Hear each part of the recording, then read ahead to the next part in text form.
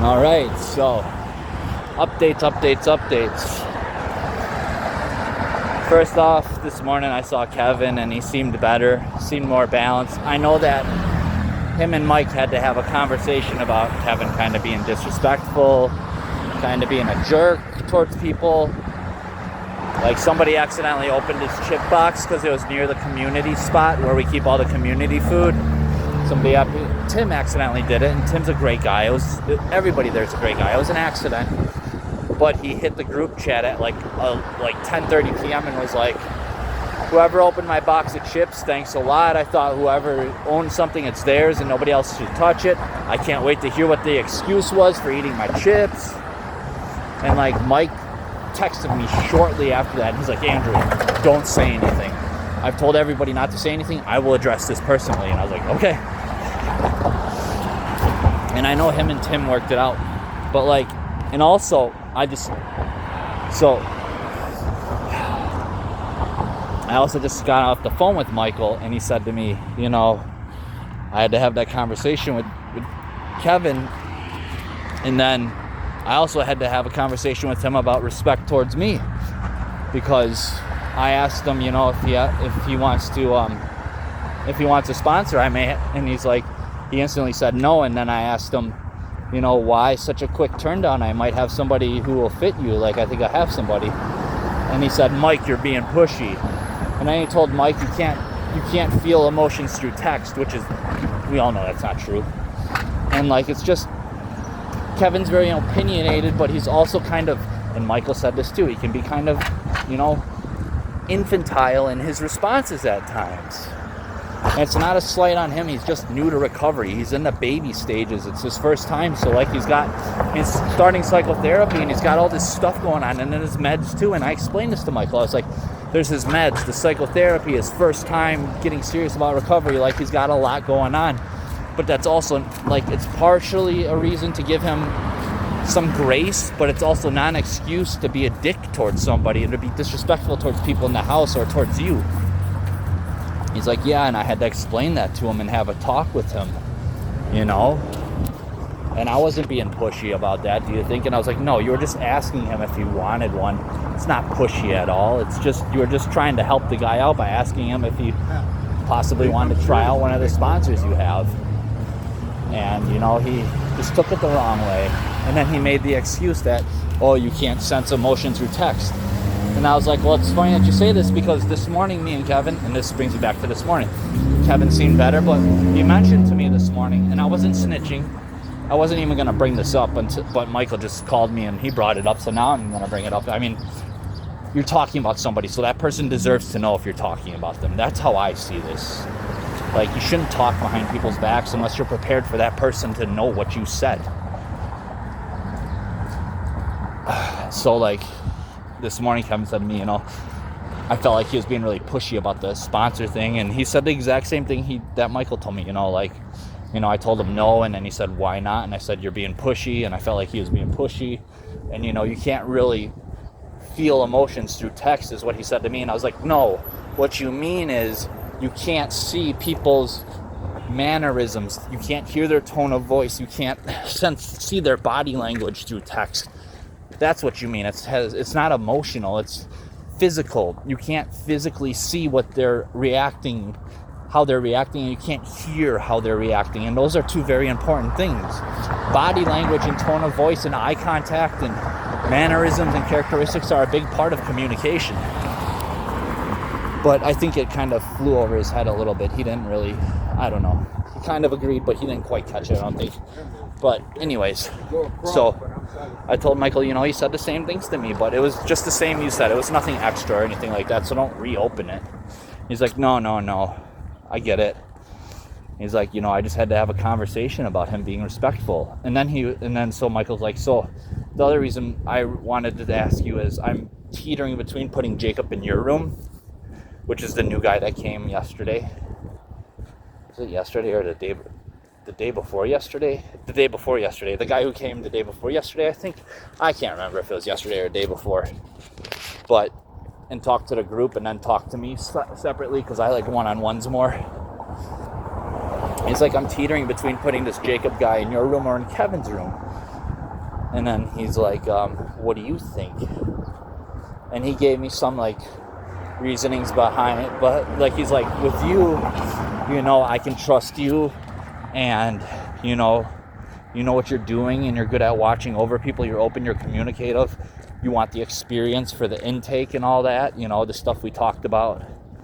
And with Kevin, it's like, I think that since he's very opinionated, but he also really clicked with Jacob when they were talking, the group talk, like him and Jake really hit it off, and he liked a lot of what Jake was saying. He's like, I think because they hit it off so well, maybe I should put him in his room. What do you think, Andrew? And I was like, here, this is what I think. I would definitely stick him in Kevin's room, because Kevin needs somebody that he can get along with. If he likes this person and he told Mike that he would like him as a roommate. And I was like, if he told you that, that means he's comfortable with this person, and he's not somebody who's comfortable with people that much. He doesn't have a lot of self-esteem. His self-esteem alone is low. His confidence is low. And all of this is new to him. So many new things are happening, but he liked what this person says and how they're doing their recovery, and he gets along with this person out the gate. Yes, I think it'll be good for Kevin to help him change his attitude, but also help him advance in his recovery if he has somebody like this in his room that he already likes. I'm good. Like, I'm fine. And I think also I'm better for people who are fresh. Give me the people, make my room the intake people, give me the people that are fresh, that are new, so I can watch them. Like, that's what you wanted to do. He's not fresh. He's already solidified in his recovery. He's already got a few months. And he's got a game plan, and he's got plans and everything. He's solidified in terms of beginning stages. So I was like, throw him in Kevin's room. It'll be good for Kevin. Let's try to help him out.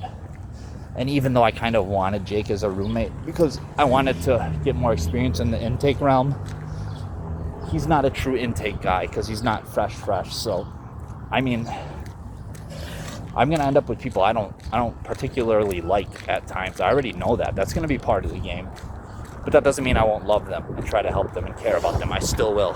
So, like, I was like, throw him in Kevin's room. That's the best bet. And he's like, all right, I'm gonna do that then. Thank you.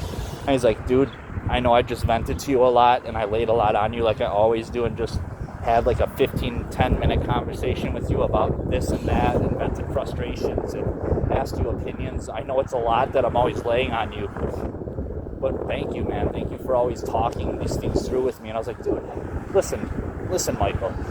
I am always here for you to vent to. You can literally hit me up at any time and vent to me and ask me questions on whether you think I should do this or do that, or what you think I should do. Like, I'll always be here to give you my honest opinion, and I'm always going to give you the truth to the best of my ability. So don't feel bad about any of that. Just, you're a human being, dude. You need opinions too. You need second opinions on stuff so you can get to where you need to go. We all need that. We can't do any of this on our own. None of us can. Like, trust me, I've tried to lone wolf it. It doesn't work. So, yeah. You can partially lone wolf it like I do right now, like how I keep my group small, but you can't handle all these issues on your own, especially what we're trying to do. You need assistance. We all do. If we want to build up a sober living community, we need assistance. We need to help each other manage it, help each other look after people, help each other build people up. Like, that's what it's all about. So, and then before that, about an hour and a half, 2 hours ago, so Gary's not coming back. He hasn't responded since yesterday. He didn't respond to me. Today he didn't respond to me. He hasn't responded to Michael yesterday or today. So Michael's rescinded his 30-day comeback offer, and Gary cannot come back. So, he was up in my room, which was also Gary's room, and he was, starting to pack up Gary's stuff, and I was like, hey, you need help? And he's like, well, yeah, I do, but if you're doing something already, don't worry about it. And I was like, Michael, stop it. If you need help, I'm going to help you. I'm going to help you. And I said, what do you need me to do? So I helped him pack up Gary's stuff, dude has like 16 pairs of shoes. Of course he does. 16 pairs of shoes. Literally 16 pairs, I think I counted. It was around that number. And it actually might have been more. because of the few that were way under the bed that I didn't see or count. But put all his shoes in two baskets. It took 2 laundry baskets for his shoes, and one of them was layered 3. So, and then I put all his clothes in some garbage bags. There was 2 full garbage bags worth of clothes, and then he had watches and like necklaces and bracelets and stuff. And so we were putting that in a kind of a plastic container thingy and laying it in there gently. And Michael's like, and you know, I bet you people who do this a lot start just throwing people's possessions around and everything and don't treat it right because they've done it so much. And I was like, and therein lies the balance, Mike. You can't get numb to these things. You can't get numb to these people, because that's what happens a lot with these counselors and these county workers and these group leaders and these sponsors and these caseworkers. They get numb to all of it because their clients constantly fail them, their patients constantly fail them and lie to them and betray their trust and jerk them around and don't do what they're asked of or what they should do that's good for themselves. And it gets frustrating, but the whole point is to not let yourself grow cold and emotionless towards that or become numb to their plight. Like, if you do that, then you're in trouble and you don't belong in this field. And I really stressed that. And he's like, yeah, you're right. And so we laid out all this stuff really gently. And, you know, the closet that's in that room isn't wide, but it's very long. And it's somewhat narrow, but not too narrow. So you can fit quite a bit in it. So we put all his stuff in that closet till he comes picks it up. And while we were doing that, he also asked me, so you having fun yet, Andrew? And I was like, well, actually, Michael, this is all experience to me. Every day of this is experience to me. That's all I see this as, is experience and training. He's like, yeah. And I was like, to answer your question, yeah, in a roundabout way, this is all fun to me. All of it, the good, the bad, the ups and downs, it is all fun to me in a very roundabout way, because I do enjoy this in every way. Like, even the bad stuff and the hard stuff and the sad stuff, like, yeah, I enjoy it. And he's like, I can really respect that. Yeah, that makes a lot of sense. I can respect that. And like I said, the point is to not grow cold. I look around this community and I just like, I see so many broken and lost people, so many drug addicts, so many thieves, so many even killers and gangbangers and drug runners and gun runners. They're all here, like all of them. I see so many lost souls, but I see so many addicts and so many people with mental health problems. And like, I used to curse God for making me so empathetic. I'd be like, dude, why? I've said it to you guys before. I feel emotions on a level that's beyond most people's.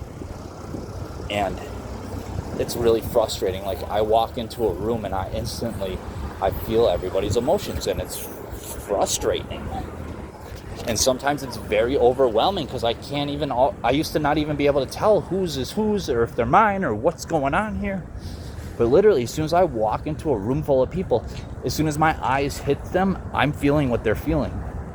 Lots of times I feel like I feel what a person is feeling and think and even say what they're saying before they even realize they want to say it or think it or feel it. And that's been the case many of the times as well, because I've experienced that. And it's just like, it's wild.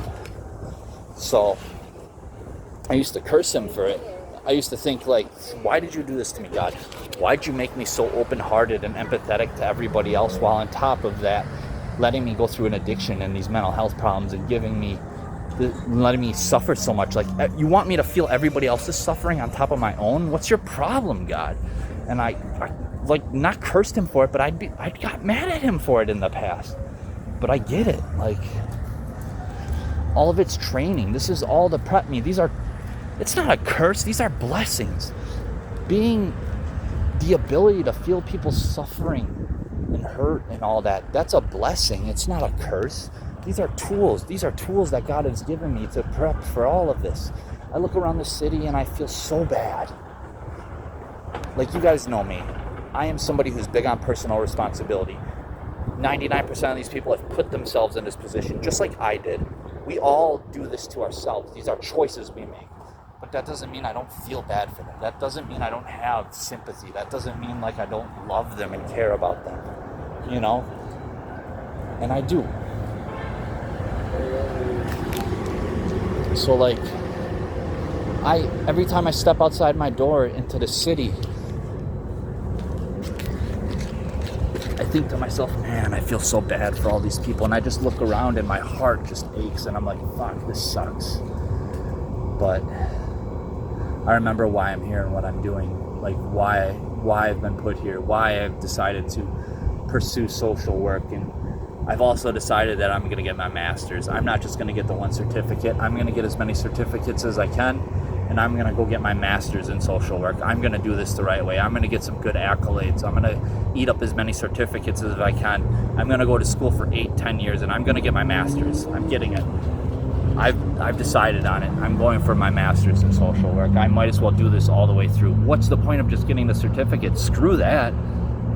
I'd like to have my own practice one day. Like, I would love to have my own office, my own practice where it's mine, where I have my own secretary and I have maybe a counselor or two under me, staff of my own. Like, I want that. You know how much good God could do through me if I had that? The sky is the limit, you guys and gals. The sky is the limit for all of us. It is the limit. We can constantly do better and do more. It doesn't stop till we're dead in the ground. I see this city and these people and my heart just breaks. Like, it breaks my heart. I just want to cry sometimes. I really do. Like, I understand and I get mad at them and mad at myself at times too, because we did this to ourselves. But simultaneously, I don't hate. I don't wish anything bad. I just want to help. Even the person who stole my phone, like, even that situation, like, I don't like hate that person. I feel bad for them, if anything, you know what I mean? So like, that's just how it is, you know? I feel bad. I want to help these people. I'm going to do my best to help them. So yeah, I told him, yeah, I enjoy all this. Yeah. And this empathy, my heart, I have a heart after God's own heart, just like David. And like I said in my other video, who's to say we can't be just as great as David or Solomon or Abraham? Like, our greatness is unlimited. They were kings, they were rulers, they were soldiers. You know, they slayed, some of them actually slayed literal giants. But so can we. We are kings in our own right. Jesus Christ is the King of Kings, but we're the kings under him. We have dominion over this planet. Everything on this earth is ours. Ours for the taking, ours to own. Satan was given the world, but he's under the foot of Jesus Christ. Even though he runs the principalities of this world, he's under our feet. The demons are under our feet because Jesus Christ resides within us and outside of us. So if he's under their feet, he's under our feet too, because he's within us. So, like, this is all ours to take. This is ours to conquer. This is our land to slay the giants, to exercise the demons, to conquer the hardships, to lift people up, to go into the darkness. This is why I got plunged into the deepest depths of darkness. It was a test to see if my heart would grow cold and if I would turn evil. And if I didn't, then God knew that he had this righteous path laid out for me. And he knew whether my heart would turn black or not. And if it didn't, then this is what he had planned. Like, I see it now. I used to complain about my empathy and how hard I feel emotions compared to 90%. I'm even willing to say 95 to 99% of the people on this planet. I feel emotions far stronger than even 95 to 99% of them. And I empathize higher than most of them. My awareness of other people's feelings and even thoughts much of the time, and the way I read people and their body language and their eye contact and their tone of voice and the characteristics, like, these are these tools that God blessed me with to do this. Our greatness never ends, you guys, ever. It doesn't end. Jesus Christ's greatness goes for eternity, and he lies within us, so does ours. We can't be as great as him, but we're the next best thing. It's wild. Slay giants.